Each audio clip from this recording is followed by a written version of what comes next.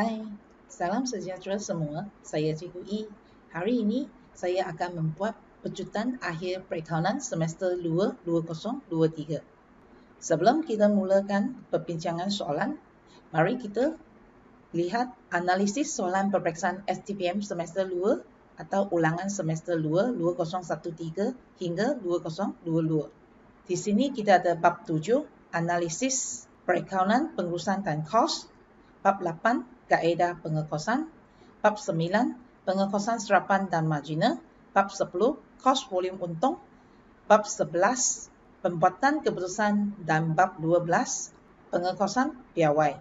Berdasarkan analisis soalan ini, kita boleh nampak bab 7 adalah sangat penting, terutamanya jenis-jenis kos. Anda kena mahir cara untuk mengkira kos prima, kos penukaran, mengkirakan kos produk dan juga tinggal laku kos dan graf KPI. Bagi bab 8, soalan pasti lebih fokus kepada tambahan kerja dan proses. Jadi, jangan abaikan pengekosan perkhidmatan juga. Bagi bab 9, serapan dan marginal, anda kena mahir untuk mendapatkan kos produk seunit dan juga sediakan penyata pendapatan bagi serapan dan marginal. Dan jangan lupa anda perlu mahir cara untuk menyediakan penyata penyelarasan untung bersih. Bagi bab 10, anda perlu mahir kaedah untuk menghitungkan TPM, kaedah bersamaan, kaedah margin caruman, kaedah graf dan kaedah nisbah margin sumbangan. Bagi bab 11, 2 tahun yang lalu, soalan lebih fokus kepada tambahan kerja, penentuan harga, proses NKB. Anda jangan abaikan cara untuk membuat dan membeli dan juga faktor situasi terhad, iaitu ada kira ranking atau keutamaan untuk memaksimumkan untung. Bagi bab 12, pengekosan piawai, kita lebih fokus kepada analisis variance, memandangkan 2 tahun yang lepas termasuk ulangan, tak keluar soalan dalam peperiksaan, jadi kebarangkalian amat tinggi pada tahun ini. Sila ingatkan formula bagi variance kos bahan mentah, variance kos buruh langsung, variance kos overhead berubah dan overhead tetap. Tanpa melengahkan masa, mari kita mula dengan soalan 1. 1A. Maklumat berikut diambil daripada buku perniagaan Naina Sdn Bhd untuk tahun berakhir 31 Disember 2022. Di sini kita ada inventory perniagaan, bahan mentah, kerja dalam proses, barang siap bagi awal tahun dan akhir tahun. Dan kita ada unit barang siap yang dihasilkan dalam tempoh 25,500 unit. 3. Kos dan belanja yang terlibat dalam tempoh, kita ada semua kos dan belanja di sini. Dikehendaki, hidungkan kos-kos berikut. 1. Kos prima. 2. Kos overhead perkilangan. 3. Kos produk. 4. Kos tempoh. Dan 5. Kos barang dijual. Pelajar diminta untuk cuba dulu, kemudian baru semak jawapan. Mari kita semak jawapan kos prima. Inventory awal, kita ambil dari sini. Campur dengan belian, tolak dengan inventory akhir, kita dapat 61,600. Ini adalah kos bahan mentah yang digunakan. Campur dengan kos buruh, kita akan dapat kos prima 94,100. Jika betul, kita dapat 3 markah. Seterusnya, kedua, kos overhead perkilangan. Kita ada bahan tak langsung, buruh tak langsung, insurans kilang, susut nilai peralatan kilang, sewa premis kilang, kos penyelenggaraan peralatan kilang, dan belanja operasi kilang lain. Okey? Jumlahkan, kita akan dapat kos overhead perkilangan sebanyak 82,900. Jika semua betul, maksimum 3 markah. Calon-calon STPM dinasihatkan apabila anda senaraikan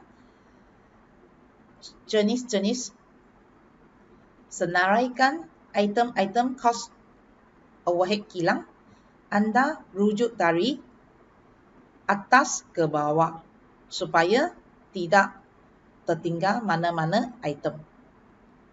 Okey, mari kita tengok cost produk. Cost produk terdiri daripada bahan campur buruh campur overhead, BBO. Kita ada BBQ kan, jadi senang ingat kan, BBO, bahan buruh overhead. Atau anda boleh guna cost prima campur cost overhead kilang. Sebab soalan di 1 dan 2 kita sudah dapat cost prima, anda hanya perlu terus salin jawapan yang anda dapat di sini ke sini. Kemudian cost overhead kilang pun sama. Jika dua-dua betul, kita akan dapat 1 tik. Sebab kita salin daripada jawapan di atas. Lepas tu, jangan lupa dalam soalan ini ada kerja dalam proses awal. Jadi kita perlu campur kerja dalam proses awal dan tolak kerja dalam proses akhir. Kita akan dapat jawapan cost produk 178,250. Kalau betul, 2 markah. Okey. Seterusnya kita tengok cost tempo. Cost tempo merupakan cost selain daripada cost perkilangan. Contohnya di sini kita ada, jika dia adalah cost perkilangan, dia bukan cost tempo.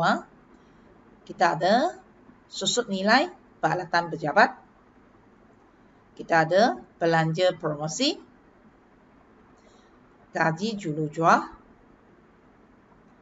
dan belanja jualan dan pentadbiran. 4 item. Jumlahkan kita akan dapat 84,250.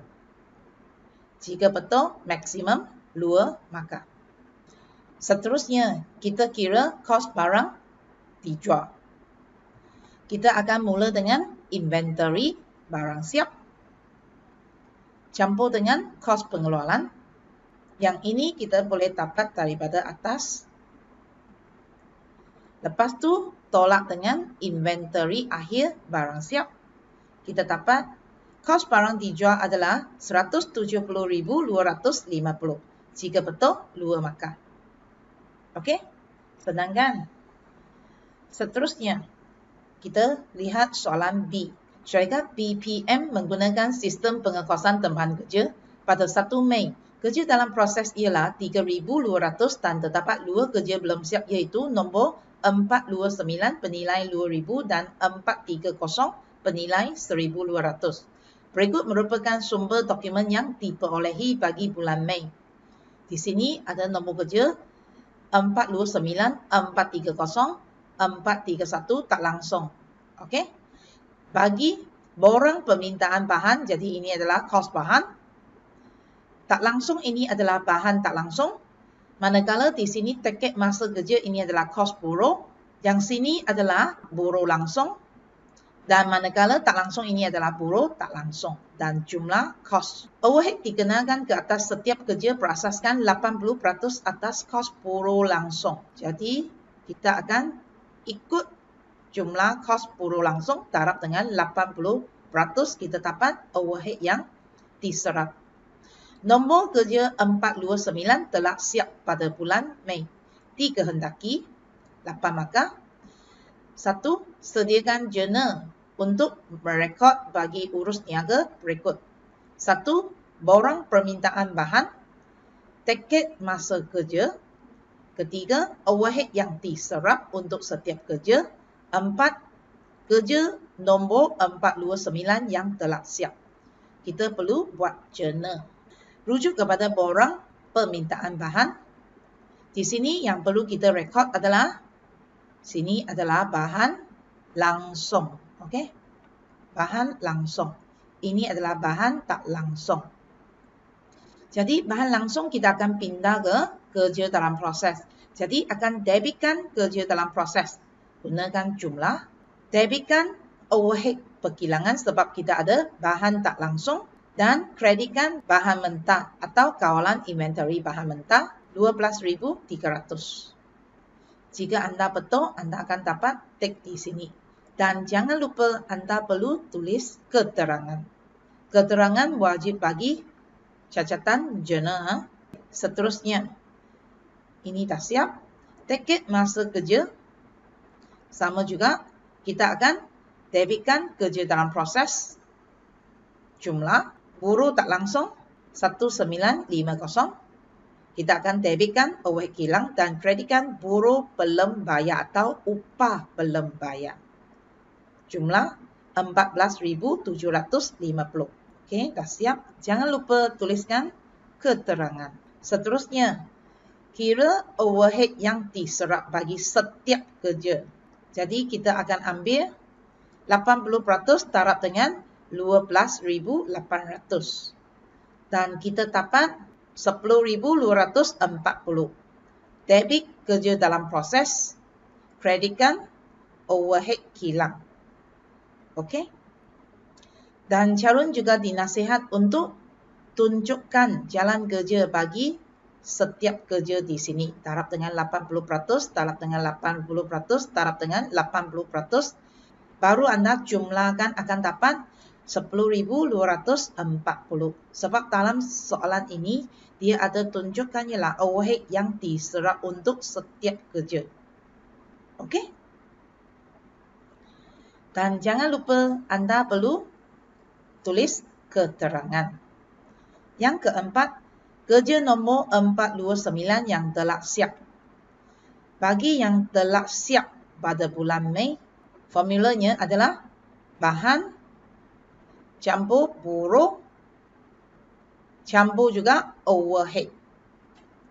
BBO. Okey? Bahan, buruh. Yang ini adalah overhead. Dan jangan lupa ada satu lagi adalah kerja yang belum siap bernilai 2,000. Okey? Jadi campur lagi 2,000. Kita dapat 8,460. Debitkan barang siap, kreditkan kerja dalam proses. Okey, dan jangan lupa tuliskan keterangan. Okey, soalan ini adalah berkaitan dengan ledger cost. Okey, iaitu akaun bahan, akaun buruh, akaun overhead. Apabila gabung sekali, kita akan masuk pindahkan ke akaun kerja dalam proses. Dan apabila kerja dalam proses sudah siap, jadi kita akan pindah ke akaun barang siap. Okey. Apabila barang sudah siap, kita akan pindah ke akaun kos barang dijual, kirakan kos dan kemudian pergi ke akaun jualan. Okey. Ini merupakan satu proses. Pindah ke sini, jadi kita ada debitkan kerja dalam proses, debitkan overhead kilang bagi yang tak langsung dan kreditkan kawalan inventory bahan mentah atau akaun bahan mentah. Tolong ingat. Okey, kita tengok luar. Sekiranya overhead sebenar adalah 15,990, sediakan jurnal pelalasan bagi overhead lebih atau kurang serap. Jadi kita perlu sediakan formula overhead diserap. Ini kita boleh dapat di sini. Okey. 10,240 ini. Lepas tu kita tolak overhead sebenar 15,990. Jadi kita dapat 5,750. Negatif. Ini merupakan overhead kurang serap. Jika kurang serap, kita akan debitkan kos barang dijual 5,750, kreditkan overhead kilang 5,750. Dan jangan lupa tulis keterangan merekod overhead kurang serap. Jika semua betul, anda akan dapat 8 markah. Okey, seterusnya. Soalan 2. Berikan kegunaan dokumen berikut dalam pengurusan bahan. 1. Nokta serahan. 2. Nokta permintaan bahan. 2 markah. Nokta serahan memeriksa kualiti dan kuantiti bahan yang diterima bagi memastikan bahan yang diterima berada dalam keadaan sempurna atau baik dan menepati kuantiti serta spesifikasi yang diminta. Jika betul, 1 markah. Nokta permintaan bahan pula memberi kelulusan untuk mengeluarkan bahan dari stor, merekodkan kuantiti bahan yang digunakan dalam proses pengeluaran. Jika betul, 1. Total 2 markah. B. Syarikat SL Cotton Sdn Bhd membeli berbagai jenis kain lansir dan kemudian menjualnya kepada pelanggan yang membuat tambahan. Salah satu produk yang diniagakan oleh syarikat ialah kain fabrik campuran. Pembekal kain fabrik campuran membayar semua kos pengangkutan kain fabrik campuran tersebut. Maklumat yang diperoleh sepanjang tahun adalah seperti berikut. Kos fabrik campuran RM20 semeter, kos pesanan RM150 per pesanan, kos pegangan inventory setahun 20% atas kos belian, permintaan tahunan kos fabrik campuran RM30,000 meter. Masa menunggu belian ialah 2 minggu. Syarikat SL Cotton Sdn Bhd dibuka 250 hari setahun, 50 minggu dengan 5 hari seminggu. Dikehendaki 1. Hidungkan kuantiti pesanan ekonomi bagi kain fabrik campuran 2 markah. Kita letak KPE, kuantiti pesanan ekonomi. Okey. Punca kuasa 2. 2 darab dengan permintaan, darab dengan kos pesanan bahagi dengan kos pegangan. Anda akan dapat KPE adalah 1,500 meter. Jika betul, anda akan dapat 2 markah. Seterusnya, hidungkan bilangan pesanan yang patut dibuat setiap tahun. Terus ambil permintaan, bahagi dengan KPE. Ini adalah own figure. Jika KPE salah, salin ke sini masih akan dapat markah. Jadi, kita dapat bilangan pesanan adalah sebanyak 20 kali. Jika betul, 1 markah. Ketiga, hitung titik pesanan semula bagi kain fabrik campuran 2 markah. Formula untuk titik pesanan semula ialah penggunaan harian darab dengan masa menunggu. Di sini penggunaan harian ambil 30,000 bahagi dengan 250 hari darab dengan 10. Sebab masa menunggu adalah 2 minggu dan seminggu 5 hari. Jadi kita dapat titik pesanan semula adalah 1,200 meter. Jika betul, 2 markah. Keempat, hitung jumlah kos pesanan dan kos pemegangan pada KPE 2 markah. Jadi anda kena ingatkan formula kos pesanan dan kos pemegangan. Kita ambil permintaan 30,000 bahagi dengan KPE darab dengan RM150 kos pesanan. Kita akan tik di sini. Campur dengan kos pegangan KPE bahagi dengan 2 darab dengan kos pemegangan 4. Lepas tu kita dapat jumlah kos pesanan dan kos pemegangan pada KPE adalah 6,000. Jika betul, 2 markah. Okey, ini merupakan jumlah kos inventory. Okey, C.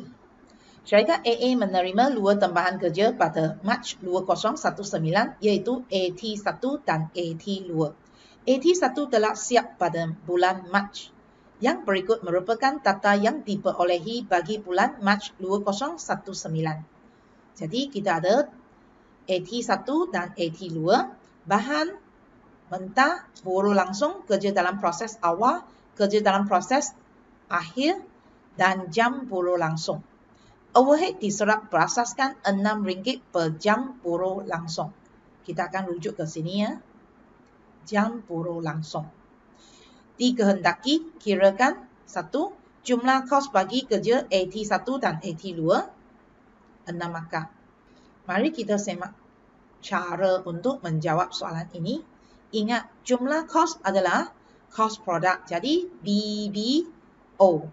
B BBO. Okey. Kita ada bahan bagi AT1 dan AT2. AT1, AT2. Buruh AT1, AT2. AT1, AT2. Overhead diserap adalah RM6 per jam buruh langsung. Untuk AT1, 2,000 jam, taraf dengan RM6. Jadi kita dapat RM12,000. Bagi AT2, jam buruh langsung 1,500, taraf dengan RM6. Jadi kita dapat RM9,000.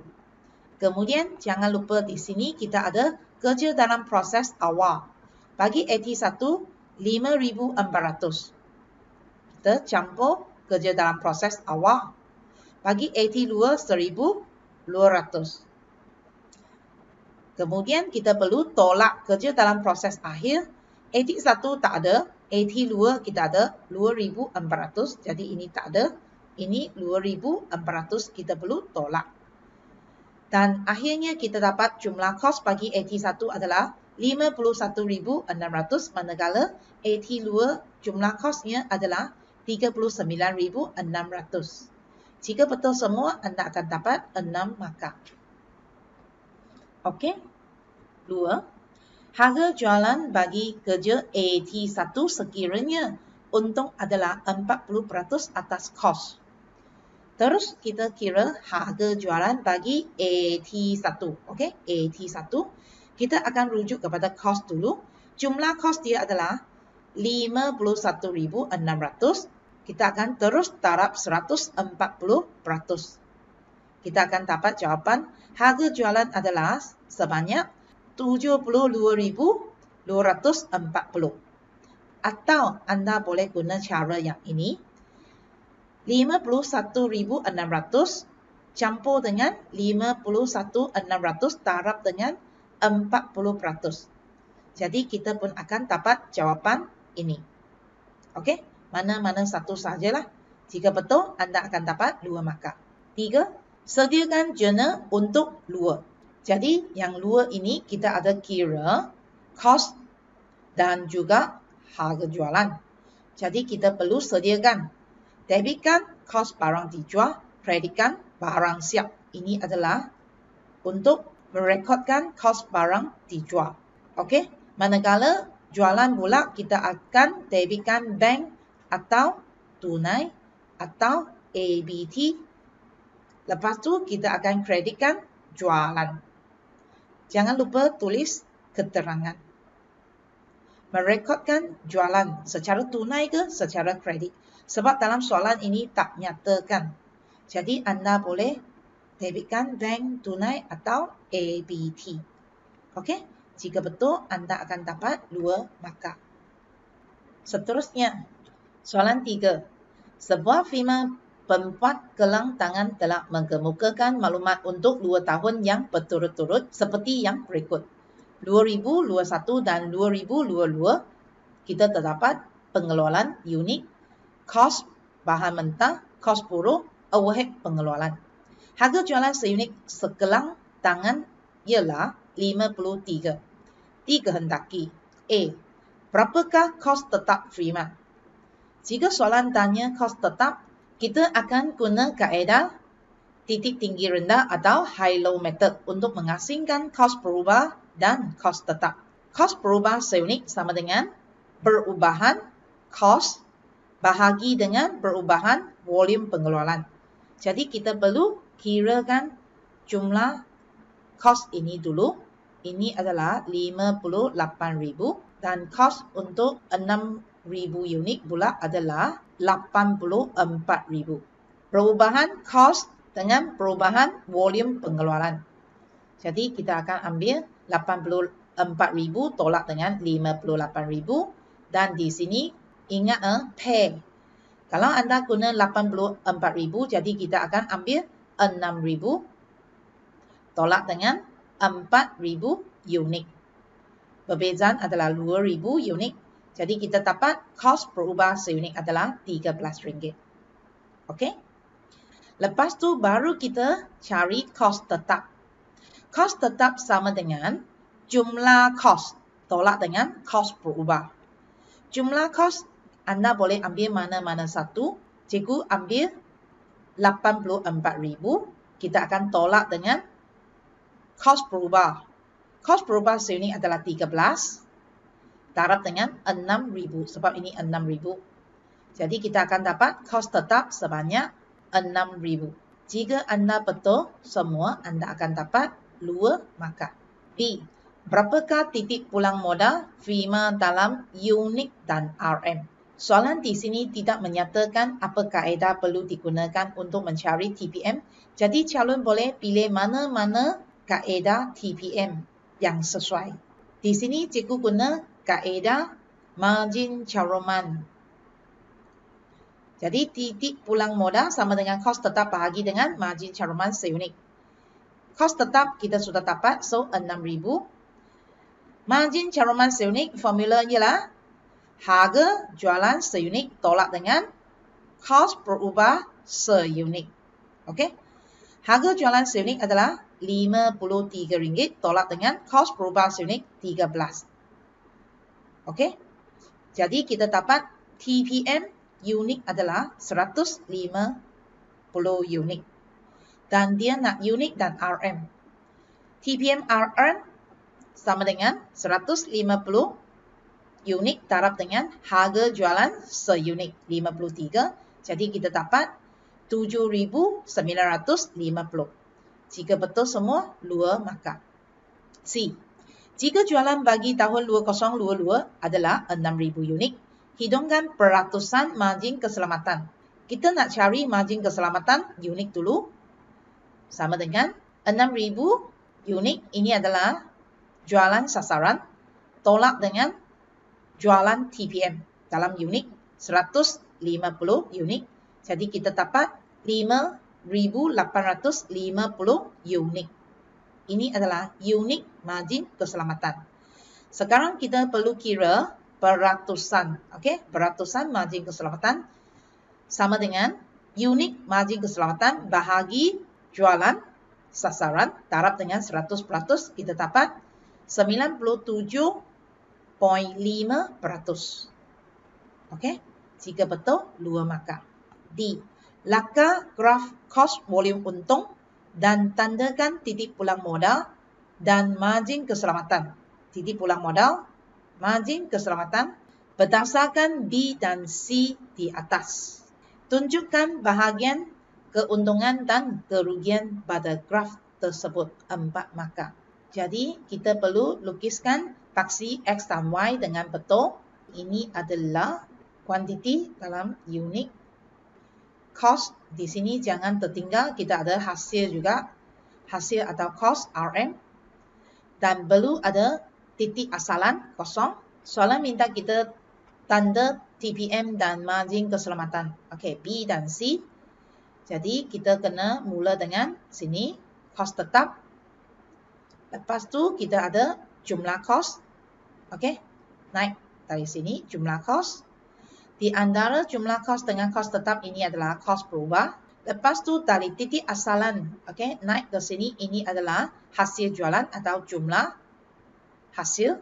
Kemudian titik penemuan garisan hasil jualan dengan jumlah kos adalah titik pulang modal. Dan drag ke bawah sini ini adalah unit TPM. Dan di sini juga adalah 7,950. Ini adalah TPM RM. Dan kemudian kita kena lakakan untuk jualan sasaran 6,000. Dan ini kita boleh kira. Ambil 6,000 darab dengan RM53. Kita dapat ini adalah hasil sasaran. Dan margin keselamatan adalah di sini. Margin keselamatan. Dan di sini. Margin keselamatan. Okey. Tunjukkan bahagian keuntungan dan kerugian. Keuntungan adalah sini. So, ini untung. Dan kerugian adalah sini. Rugi. Okey. Jika betul semua, anda akan dapat 4 markah. E. Satu perubahan yang akan menyebabkan kos berubah berkurang sebanyak RM5. dan kos periklanan meningkat sebanyak 40,000 telah dicadangkan. Jadi kita perlu cari kos berubah baharu dulu. 13 tolak 5 sebab dia kurang RM5. Kita kos berubah seunit baharu adalah 8. Kemudian kos periklanan ini adalah kos tetap meningkat. Jadi kos tetap asal campur dengan 40,000 kita dapat 46,000 unit. Barulah kita rujuk ke soalan 1. Berapakah titik pulang modal baru dalam unit dan RM? Titik pulang modal baharu, kita ambil kos tetap bahagi dengan margin caruman seunit, iaitu harga jualan tolak dengan kos berubah seunit. Jadi kita dapat 45 dan kita akan dapat jawapan adalah 102.222222. Betul? Jadi anda kena round up. Jawapan akan dapat 1023 unit. Okey, ingat unit perlu round up. Dan TPM, RM, terus ambil unit TPM 1023 taraf dengan harga jualan seunit 53. Kita dapat TPM RM adalah 54,219. Jika betul, anda akan dapat 2 markah. Kedua, berapakah tingkat jualan yang minimum yang akan mewajarkan keadaan sekarang untuk ditukarkan kepada perubahan yang dicadangkan itu? Jadi kaedah yang paling sesuai untuk menjawab soalan ini adalah kita guna kaedah persamaan. Kita bentukkan persamaan bagi TPM yang asal dan juga TPM baharu. 53 harga jualan taraf dengan kuantiti tolak dengan kos berubah seunit taraf dengan kuantiti tolak dengan kos tetap 6,000. Manakala ini adalah harga jualan tolak dengan kos berubah tolak dengan kos tetap. Di sini kita akan carikan berapa kuantiti atau bilangan unit yang perlu dijual.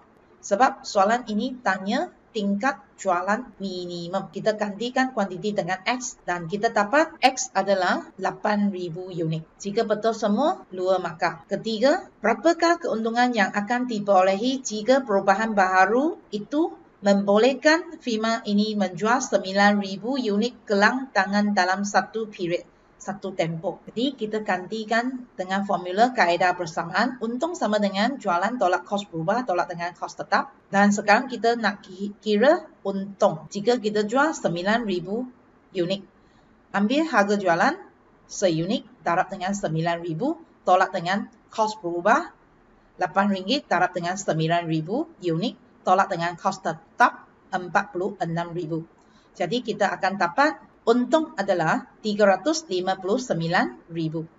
Jika betul semua, anda akan dapat 2 markah. 4. Jika perubahan baru itu dilaksanakan, firma ini dijangkakan akan beroperasi 250 hari dalam setahun. Berapakah jualan purata harian yang diperlukan supaya keuntungan sebanyak 120,000 setahun dapat dicapai? Kita guna kaedah persamaan juga. Jualan tolak kos berubah tolak kos tetap sama dengan untung dan untung adalah 120,000. Kita carikan X kuantiti dan kita dapat X adalah 3,689. Ingat unit perlu round up. Jualan purata harian adalah bilangan unit yang perlu dijual bahagi dengan 250 hari. Kita akan dapat jualan purata harian adalah 15 unit. Jika betul, 2 markah.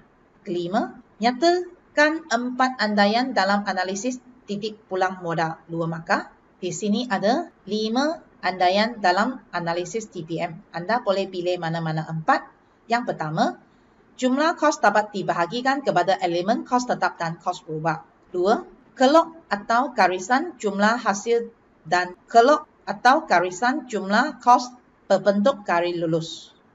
3. Harga jualan seunit, kos berubah seunit dan jumlah kos tetap telah diketahui atau dikenal pasti dengan tepat dan konsisten atau secara marah. 4. Perubahan tingkat hasil adalah disebabkan oleh berlakunya perubahan jumlah unit keluaran dan unit jualan. 5. Semua unit keluaran dapat dijual dan tiada inventory dalam simpanan. Okey. Mana-mana 4 sahaja, anda dapat 2 markah.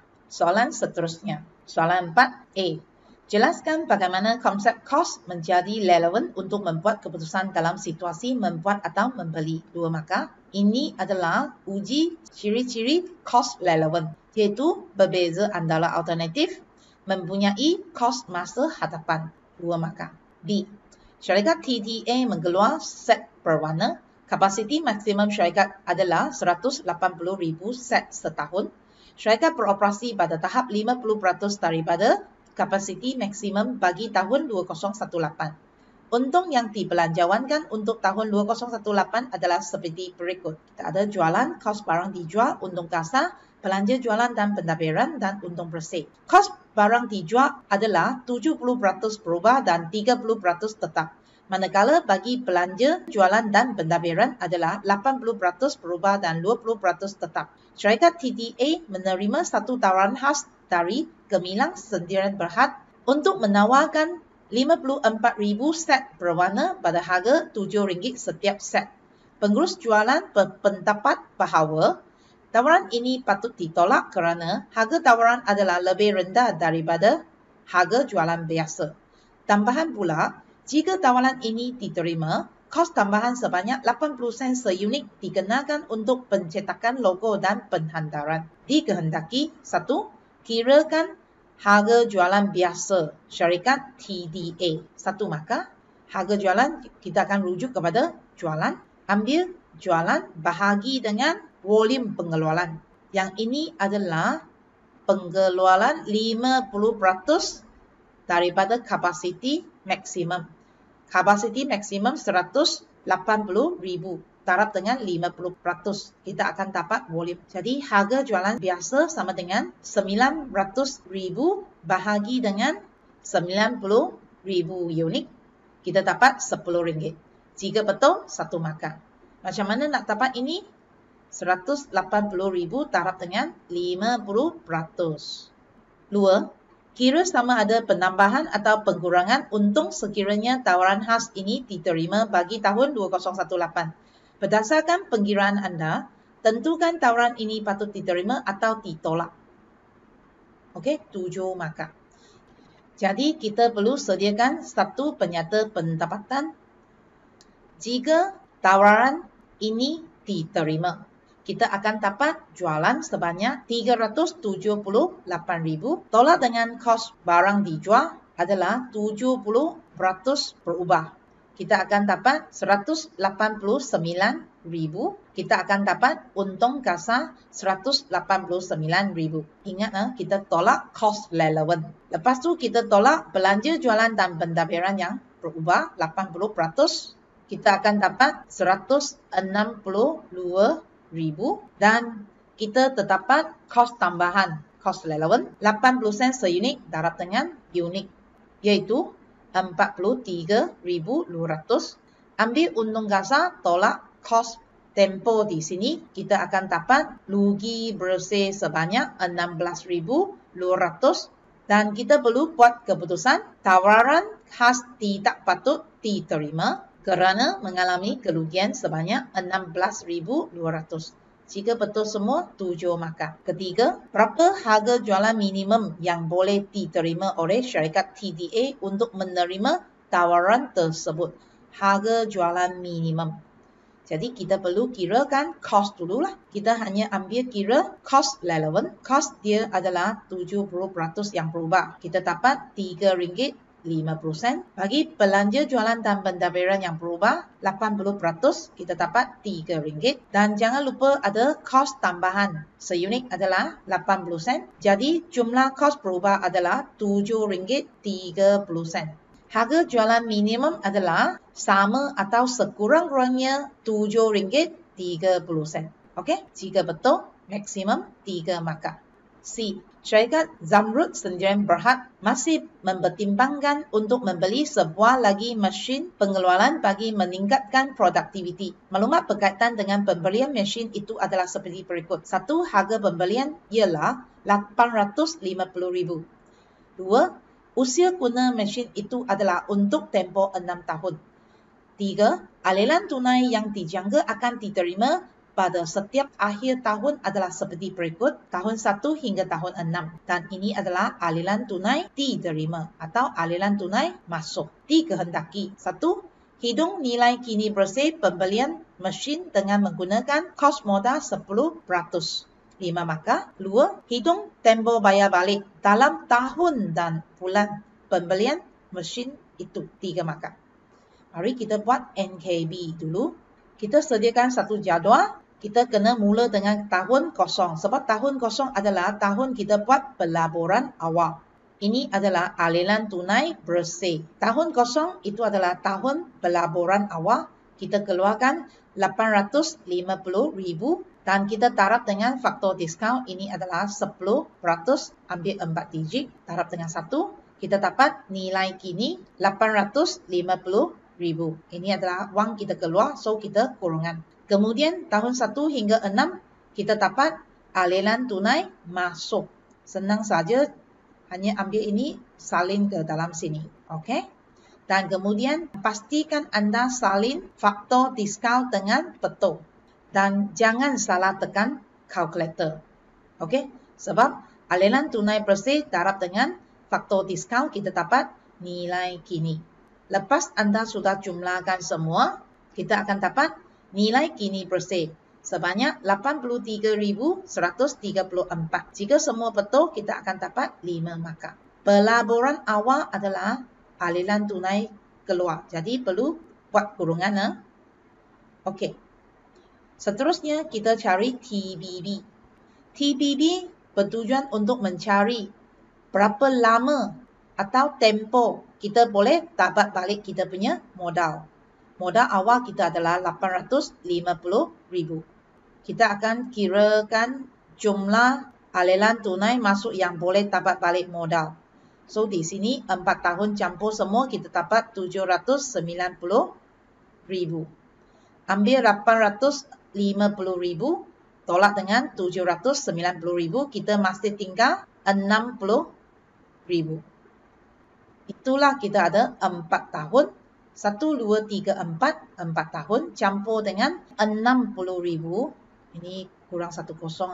RM60,000 bahagi dengan RM260,000. Kemudian kita perlu taraf dengan 12 bulan. Sebab jawapannya nak dalam bulan juga. Kita akan dapat TBB 4 tahun 2.77 bulan. Okey?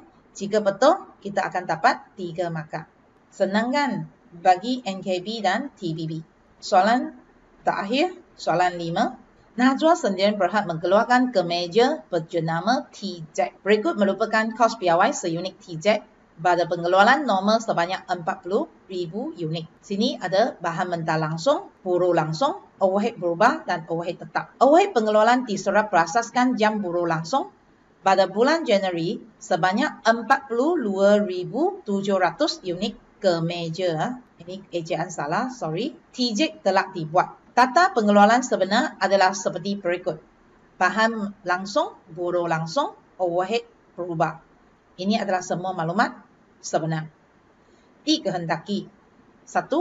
Kirakan jumlah kos piawai bagi pengeluaran kemeja TZ pada bulan Januari 4 markah. Jadi soalan ini dia nak jumlah kos piawai bagi pengeluaran kemeja TZ. Okey. Jangan lupa jumlah kos itu adalah kos pengeluaran. Bahan campur buruh campur overhead. BBO. Okey. Di sini kita akan kira berdasarkan maklumat kos piawai. Sini adalah kos piawai seunit. Maksud untuk menghasilkan 1 unit kemeja TZ, kita perlukan bahan langsung 2 meter dan 1 meter adalah 30 sen. Jadi kita perlu dapatkan di sini adalah 60 sen. Okey? Dan apabila ini hanya untuk 1 unit saja, dia nak jumlah Jadi kita perlu taraf dengan jumlah pengeluaran.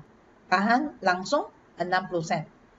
Dan buruh pula menghasilkan seunit kemeja TJ kita perlu 3 minit dan 1 minit adalah 24 sen. Kita dapat 72 sen seunit. Bagi overhead berubah, 3 minit juga diperlukan dan seminit adalah 16 sen. Jadi kita dapat 48 sen. Bagi overhead tetap 3 minit dan seminit 28 sen. Kita dapat 84 sen. Kita jumlahkan semua, kita dapat RM2.64 untuk kos biawai seunit kemeja TJ. Kemudian soalan dia nak jumlah kos. Jadi kita akan taraf dengan unit pengeluaran sebanyak 42,700 unit. Kita dapat 112,728. Ini adalah jumlah kos biawai bagi pengeluaran kemeja TJ. Jika betul semua, anda akan dapat 4 markah. Okey, jadi sila baca soalan baik-baik. Ini dia nak jumlah, bukan kos seunit. Okey, kemudian kedua, varian harga bahan. Rujuk kepada bahan langsung, harga kita akan ambil sini 30 sen. Formulanya adalah harga biawai tolak dengan harga sebenar, darab dengan kuantiti yang diberi. Okey, kuantiti sebenar yang diberi. Jika tak ada diberi, kita guna yang digunakan. Tolak sini 28 sen dan kita akan darab dengan kuantiti sebenar. Di sini dia bagi semeter, jadi 1 unit perlu semeter. Kita kena darab dengan jumlah pengeluaran 42,700 unit. Dan kita dapat varian harga bahan adalah RM1,579.90. Dan ini adalah memuaskan. Kerana kos biawai adalah lebih besar daripada kos sebenar. Jika betul, kita dapat 2 markah. Okey, ketiga, varian penggunaan bahan. Kita ambil kuantiti biawai tolak dengan kuantiti sebenar, darab dengan harga biawai. Jadi kita boleh salin di sini lah, 30 sen harga biawai. Dan kuantiti, kita kena rujuk ke sini pula. Okey, kuantiti 2 meter darab dengan 42,700 unit. Kita dapat kuantiti biawai untuk output sebenar. Kemudian kita kena tolak kuantiti sebenar 1.85 meter darab dengan ini juga. Kita akan dapat varian penggunaan bahan adalah RM1,921.50, memuaskan. Okey, jika betul 2 markah. Keempat, variance kadar buruh. Kadar buruh kita rujuk kepada buruh kadar 24 sen dan ini adalah seminit. Okey. Kalau anda guna kadar seminit, jadi yang sebenar juga anda perlu tukarkan dia menjadi minit. Ambil 32,500 bahagi dengan 2160, kena taraf dengan 60 lah. Sebab 1 jam sama dengan 60 minit. Jadi sini anda akan dapat 0.25 lah. Lepas tu darab jam sebenar. Okey. Ini kita guna minit. Jadi sini kita pun perlu tukar menjadi minit. Okey. Jika betul, kita akan dapat 1,396 tidak memuaskan bagi variance kadar buruh. Betul semua, anda akan dapat 3 markah. Okey. Seterusnya, variance kecekapan buruh sama dengan jam biawai tolak dengan jam sebenar darab dengan kadar buruh biawai 3 minit darab dengan output dia 42700 dan tolak dengan jam di sini 2160 sebab kita guna minit, jadi perlu taraf dengan 60. Dan darab dengan sini kadar pun 24 sen seminit. Okey. Jadi kita akan dapat varian kecakapan buruk adalah 360 tidak memuaskan. Jika betul, dapat 3 markah. Okey. Seterusnya, kita lihat varian perbelanjaan overhead berubah. Sama juga formula. Ini adalah 016 kadar serapan overhead biawai tolak dengan kadar serapan overhead yang sebenar.